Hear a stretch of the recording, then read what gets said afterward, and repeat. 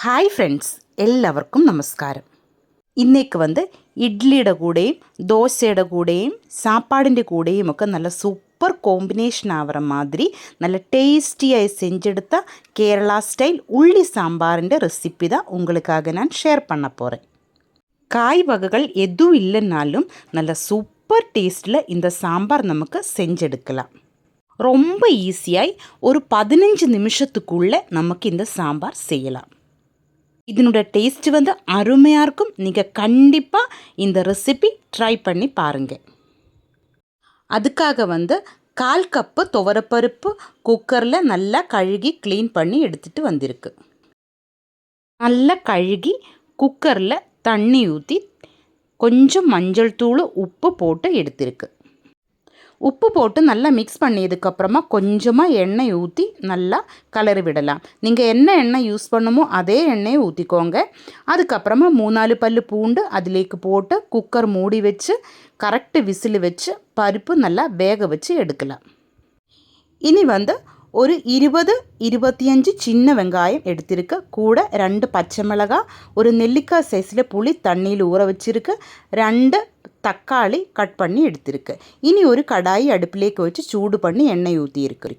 சூடாய எண்ணெயிலேக்கு வெங்காயமும் பச்சை மிளகாயும் போட்டு நல்லா வணக்கி எடுக்கலாம். வெங்காயம் கட் பண்ண தேவையில்லை. கொஞ்சமாக கருவேப்பிலையும் போட்டு நல்லா வணக்கி எடுக்கலாம். இதிலேக்கு தேவையான உப்பு போட்டுக்கோங்க. உப்பு போட்டு நல்லா வணக்கி எடுக்கணும். வெங்காயம் நல்லா வணங்கி வரணும். வெங்காயம் நல்லா வணங்கி வரும்போது நமக்கு கட் பண்ணி வச்சுருந்தா தக்காளி இதிலேக்கு போட்டுக்கலாம். வெங்காயத்துக்கு உள்ளி என்று தான் மலையாளத்தில் சொல்லுவாங்க. ஸ்டவ் மீடியம் ஃப்ளேமில் வச்சு நல்லா வணக்கி எடுக்கலாம். அதுக்கப்புறமா லோ ஃப்ளேமில் வச்சு மூடி வச்சு நமக்கு வேக வச்சு எடுக்கலாம். தக்காளியும் வெங்காயமும் நல்லா வெந்து வரும்.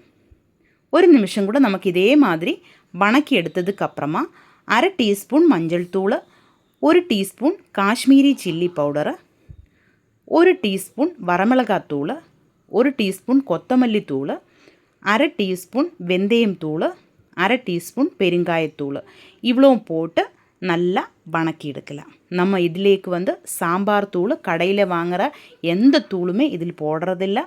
இது போட்டு தான் நல்லா வணக்கி எடுக்கலாம். இதனோட பச்சை வாசம் எல்லாம் போகணும்.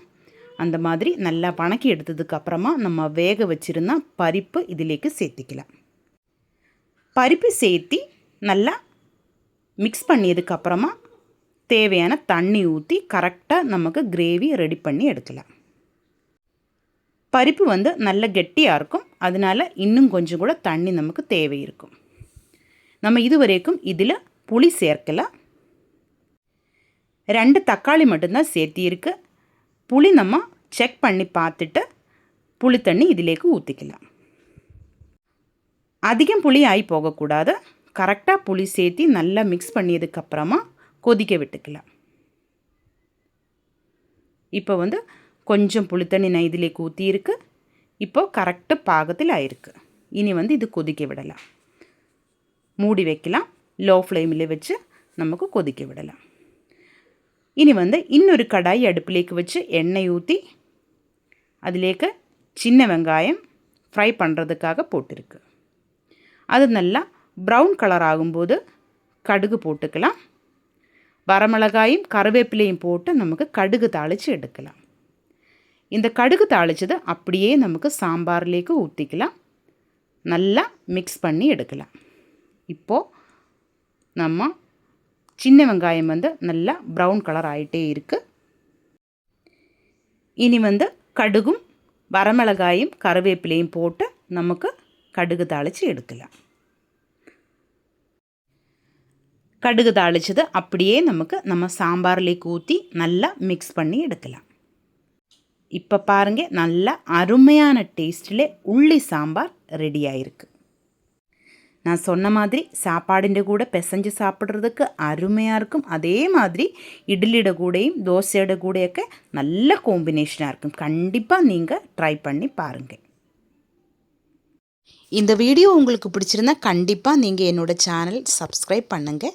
பக்கத்தில் பெல் ஐக்கன் ப்ரெஸ் பண்ணி ஆல் ஆப்ஷன் எனேபிள் பண்ணியிருந்தால் உங்களுக்கு நான் போடுற எல்லா வீடியோடையும் நோட்டிஃபிகேஷன் கிடைக்கும். அப்புறமா லைக் பண்ணுங்கள்.